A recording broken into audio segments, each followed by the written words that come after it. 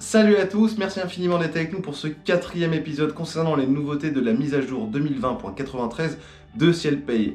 En effet, on a déjà fait 3 épisodes, vous retrouverez les liens vers ces vidéos dans la partie description. Dans cette 4e vidéo, on va aborder ensemble la notion de rupture du bloc S21G00.81 et Christelle va nous expliquer à quoi correspond une rupture, comment la paramétrer et comment montrer les résultats attendus dans la DSN. À la suite de l'intégration des cotisations URSSAF dans le bloc 81, cotisations individuelles, comme vous le savez, qui avait été mis en place, qu'il est libre de mettre en place depuis le 1er janvier 2021 et qui sera obligatoire au 1er janvier 2022. Pour certains cas salariés, par exemple les apprentis, il ne faut plus regrouper les cotisations si elles sont sous le même organisme, le même parent et le même énuméré. Pourquoi? C'est surtout par rapport au taux qui est indiqué au niveau de la partie individuelle. Vous le savez, il y a une nouvelle colonne qui est présente dans la DSN et qui indique un taux qui est repris.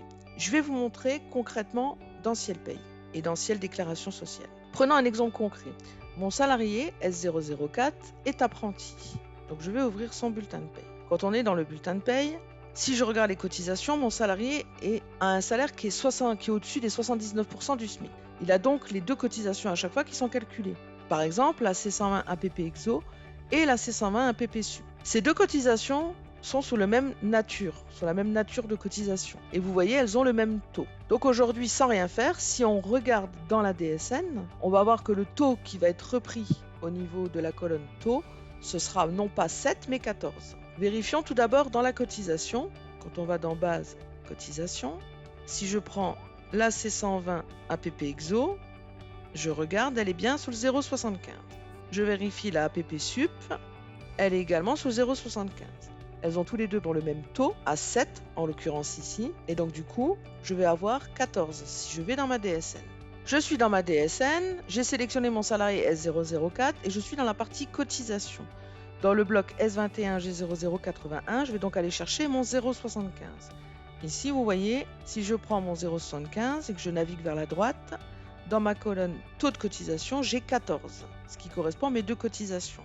À partir de 2022, les organismes veulent que ça apparaisse en 2 lignes, pour qu'on ait bien la distinction des taux 7 et 7.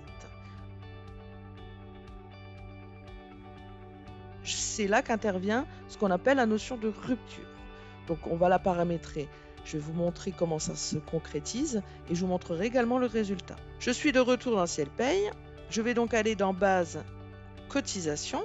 Je vais aller chercher ma C120 APP EXO qui est à 0,75 et vous voyez la notion de rupture est là. Mais pour elle, je ne vais pas le cocher puisqu'effectivement, je veux que ce soit scindé en deux.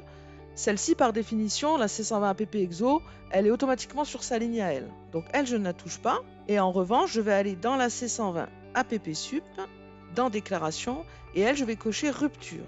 Et là, c'est moi qui indique le niveau de rupture que je souhaite. Donc je vais mettre par exemple 1.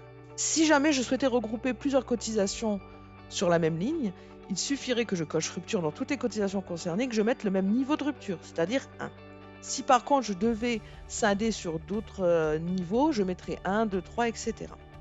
Donc là, je vais mettre 1.